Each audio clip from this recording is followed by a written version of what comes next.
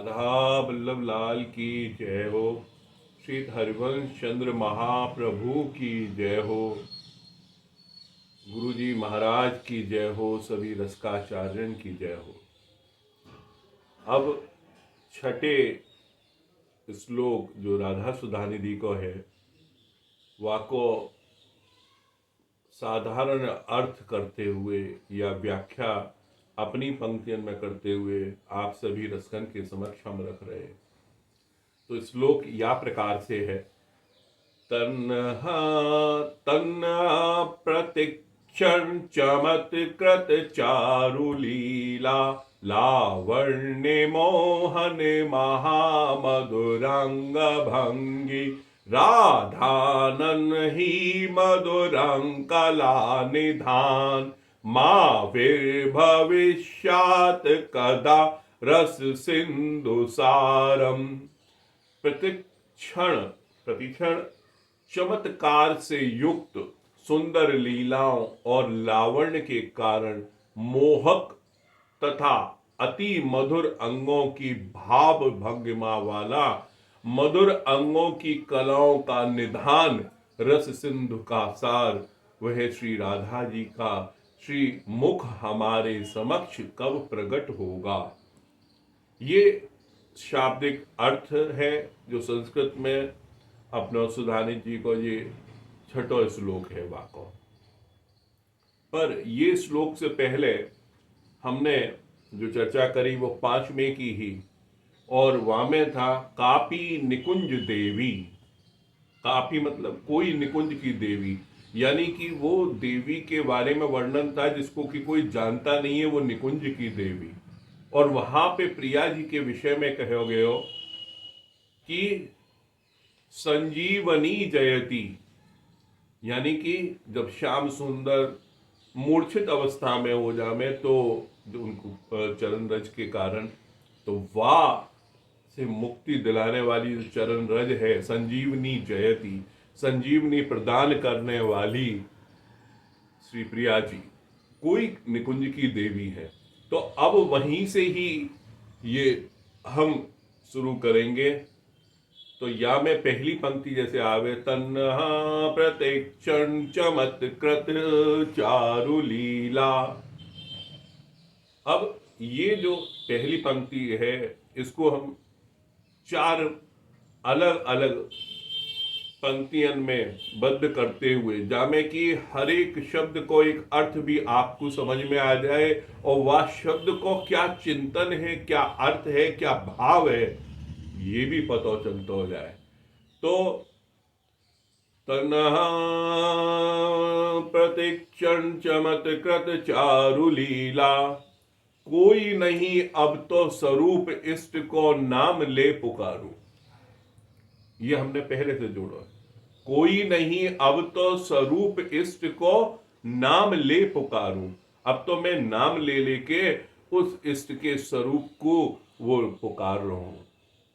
प्रत्येक क्षण, प्रतिक्षण जो है, प्रत्येक क्षण में जो युक्त है रस वर्षा से दुधारू, यानी कि प्रत्येक क्षण में जो रस की वर्षा करने वालों ऐसा दुधारू जो स्वरूप है, वाकु मैं नाम लेके पुकार रहा हूं।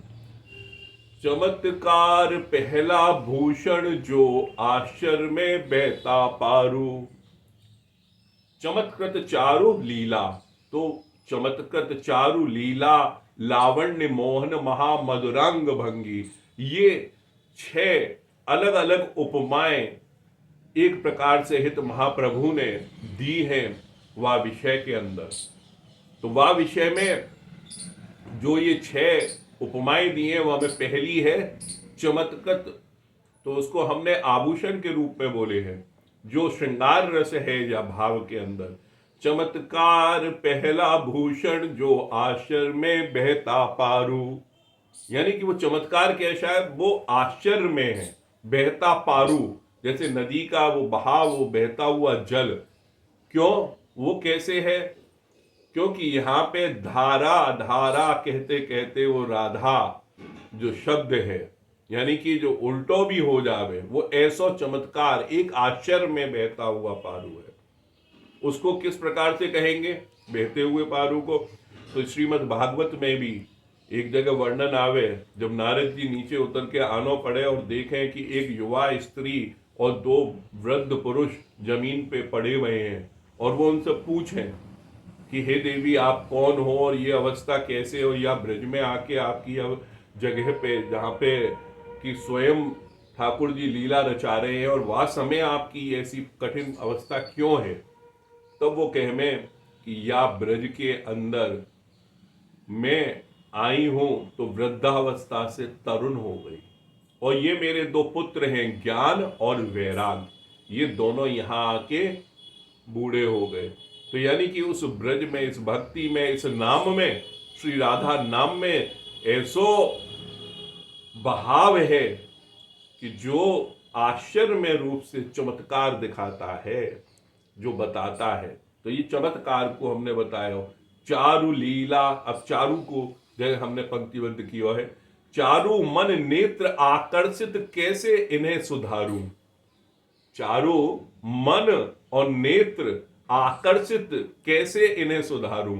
उस स्वरूप में, उस मुखार विंद के लिए जो मेरे मन और नेत्र एकाकार होकर उस तरफ धड़ रहे हैं, उस तरफ बढ़ रहे हैं, ढह रहे हैं, उनको कैसे मैं सुधारूं। अब आवे लीला।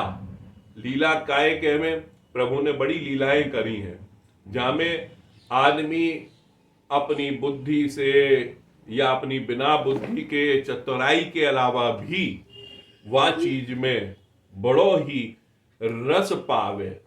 और या चीज को हमने लिखा है, लीला तीसरा भूषण इसे मुग्ध विदग्ध हो निहारूं। यानी कि ये ऐसा भूषण है जहां पे मैं मुग्ध होके, विदग्ध यानी अपनी चतुरता, अपनी बुद्धि कौशल को भी लगा के भी मैं यह निहार तो ही रह जाऊंगा। लावण्य मोनो हरिता अभिरामिता दर्शन हृदय में धारू। लावण्य मोहन महामधुरांग भंगी। तो यहां पे लावण्य क्या है? जो मनोहरिता यानी कि मन को हर लेने वाला। अभिरामिता जो अविराम, जहां पे एक ठौर, एक ठिकानो बताने वालों। दर्शन हृदय में धारूं, उस दर्शन को मैं अपने हृदय में धारण करूं। और लावण्य के आगे क्या आवे? मोहन महामधुरांग भंगी। तो मोहन क्या है? मोहन वो है आनंद घन को भी आनंद हेतु देखूं सुचारू। जो आनंद घन है प्रिय श्याम सुंदर, उनको भी आनंद कहां प्राप्त हो रहा है? वही मुखार बिंद पे, वही उनकी ठौर है। तो ऐसे मोह लेने वाले स्वरूप को मोहन आनंद घन को भी आनंद होए तो देखूं सुधारू। और महामधुरांग भंगी, महामधुरांग यानी कि जो अंग है वो तो सभी मधुर ही हैं। तो वो हमने पंक्ति वक्त कैसे किया है? महामधुरांग अंग भयमा भंगमा जैसे पुतली को ढारू। यानी कि मैं देखते ही रह जाऊं कि ऐसा महामधुर स्वरूप है। और यहां में विवेचना है कि मुखार बिंदु में चिबुक पे कुछ है, या बेसर को हिल्लो है, या उनकी भ्रगुटी को, या पलकन को, या पुतलियन को हिल्लो। तो मैं तो अपनी पुतली भी ना हिला पा रहा हूं उस मुखार बिंद, उस प्रिया जी की जो मेरे मन में आस जग रही है, वह आशा में। तो या प्रकार से ये 6 आभूषण के रूप में उपयोग किए गए श्रृंगार रस का प्रयोग है। चमत्कत चारु लीला लावण्य मोहन महामधुरांग भंगी। अब आवे या के आगे, राधा नमहि मधुरांग कला निधान। राधा ननन मतलब कि राधा जी का मुखार बिंद। अब वाक्य लिए हमने कैसे लिखा है? तो ये भी 4 पंक्ति में है। ये क्या कहते हैं, जो एक पंक्ति की ये लाइन है हमने 4 में करते हुए सरल भाषा में वो कैसे करिए? श्री राधा मुख को स्मरण कर रूप भूषण में दुलारूं। यानी कि राधा मुख को जो मेरा स्मरण है वो कैसे हो? इन 6 चीजन को लेते हुए ये रूप के भूषण के तौर पे मैं उसको दुलार करूं। और ही राधानन ही जो आवे यानी कि वही है और कुछ नहीं, यानी कि वो सबसे महामधुरांग है, यानी कि महापरमता की ओर ले जाने वालों। ही को हमने करो है, ही रस सार मुख की उपमा चंद्र से लूं, पर श्री राधा पखारूं।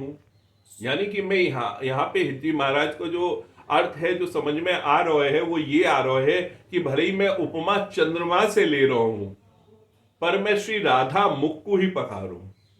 भले ही वो दुर्लभ है, जैसे कि चंद्र दर्शन के लिए भी कहो जावे कि भाई वह ऊंची बिल्डिंग के पास से आप देखियो और वो वहां से पीछे से चंद्रमा आ रहा है, और जब वो चंद्रमा को एक क्षण भी दिख जावे फिर वो आश्रय जो लियो वो हटा लियो जावे और कहो जावे ये चंद्रमा तो लाखों मील दूर है, जाके हमने अभी दर्शन करे।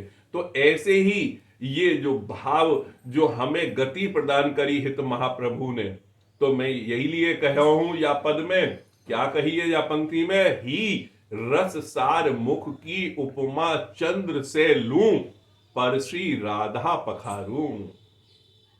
अब मधुरांग कला निधान, तो मधुरांग क्या है?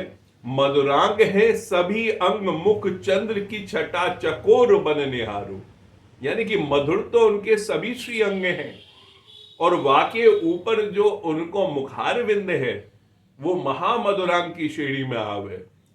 महामधुरता पहुंचाने वालों तो वाय तो मैं चकोर की तरह, जैसे चकोर पक्षी चंद्रमा की तरफ देख तो रहे और स्वाति नक्षत्र में जैसे वो जल को चंद्रमा से जो निकले वही ग्रहण करे, भले ही वो प्यासों मर जाएगा, ऐसे में प्रिया जी की तरफ बातचीत से चकोर दृष्टि से वह मुख की ओर निहारू।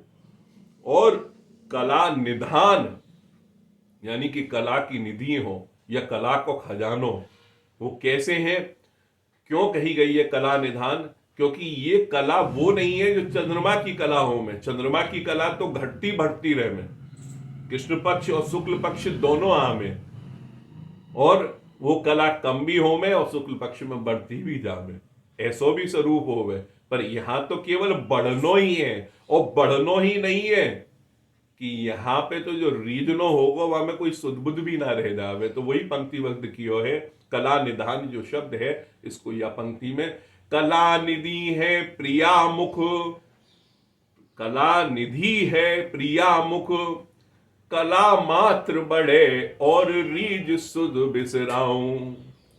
मलिकी मैं अपनी सुध बुध भी बिसरा गया हूं, मुझे विस्मृत हो गया है। अगर वो स्वरूप मेरे सामने या कोई वर्णन हित महाप्रभु कर रहे हैं वो आ रहे हैं तो। अब अंतिम पंक्ति, माविर भविष्यात कदा रस सिंधु सारम, हमें भविष्य में दुर्लभ रस सिंधु के सार अच्छा ये है अचाक्षुक्ष यानी अचाचक्षु। अचाचक्षुष को मतलब है कि जो इन नेत्र चक्षु से नहीं दर्शनीय हो। तो हमें भविष्य में दुर्लभ रस सिंधु के सार अचाचक्षु दर्शानु, यानी कि वो हमें भविष्य में वो कब दर्शन होंगे, यानी कि वो दुर्लभ है। वो वहां पे जो आपको बतायो कापी निकुंज देवी के नाम से करोगे हो। अब यहां पे वो इतने दुर्लभ है, वो कैसे हमें दर्शन में आए, नेत्रन से कैसे दर्शन हो भविष्य में। तो वो कब वाले शब्द को यहाँ पे कदा से कहोगे हो, महावीर भविष्यात कदा रस सिंधु सारम। कदा मतलब कब, और कब से आसे है प्रकट हो उदय तो निरंतर निकुंजारू, यानी कि वो प्रकट हो हमारे सामने, हम ऐसी आत्मीयता से प्रिया जी से जुड़ सके कि वो हमारे सामने प्रकट हो। उदय तो वो निरंतर है निकुंज में, जैसे चंद्रमा कहीं आज बंबई में दिख गयो और कलकत्ता में नहीं दिख रहा है, कभी कभी ऐसा हो गए तो कहीं बादल है कहीं छुपा हुआ है, पर चंद्रमा तो अपनी जगह पे उग गए हो है ना, उदय हो गए हो है ना। ऐसे ही निकुंज में निरंतर जो है प्रिया जी अपनो लीला सखियन के सहित रस बच के रह रही हैं, पर वो हमारे सामने से कब से आशय है, कदा से क्या आशय है, कब से कदा जो शब्द प्रयोग किया गया है आशय है प्रकट हो, उदय हो निरंतर निकुंजारू। अब जाके आगे है रस सिंधु सारम, रस सिंधु को सार, रस सिंधु को सार, यानी कि ये एक तरह से देखो जाए जैसे चंद्रमा भी जो निकलो है वो समुद्र में से, जो उसको समुद्र है, समुद्र के रस को वो सार, वो चंद्रमा, वो शीतलता लिए हुए है। ऐसे ही ये सभी अंग तो हैं प्रभा से, और मुखार बिंद वो चंद्रमा से ही आशय लेते हुए हम वह चीज को आपके सामने रखने के प्रयास में हैं।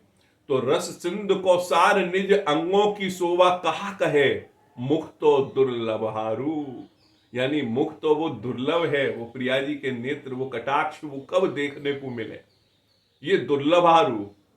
रस सिंधु को सार निज अंगों की शोभा कहा कहे, और मुक्त दुर्लभारू। हित, अब अंतिम पंक्ति में जो हम अपनो आशय कहना चाहे वाय जरूर समझियो। हित विशाल लाल को, हित विशाल लाल को कृपा कर हित सखी प्रिया मुख विस्तारू, यानी कि प्रिया जी की कृपा, वो जो मुख को विस्तार है वो किसकी कृपा से है, हित सखी की कृपा से। हित सखी वो निकुंज को वो स्वरूप मोह विस्तार से बता दें, वो कृपा कर दें मुंह पे। तो ये या प्रकार से ये छठे श्लोक की हमने 4-4 लाइन यानी कि 16 पंक्तियों में जो साधारणतः सबको समझ में आ सके वह भाषा के अंदर करने को प्रयास किया है। अब यहीं पे विराम लेते हुए सभी युवा को लाभ उठा सके रसिक जन, ऐसी आशा के साथ सभी रसकन को हमारी श्री हित वृंदावन धाम से जय जय श्री हित हरिवंश, जय जय श्री हित हरिवंश।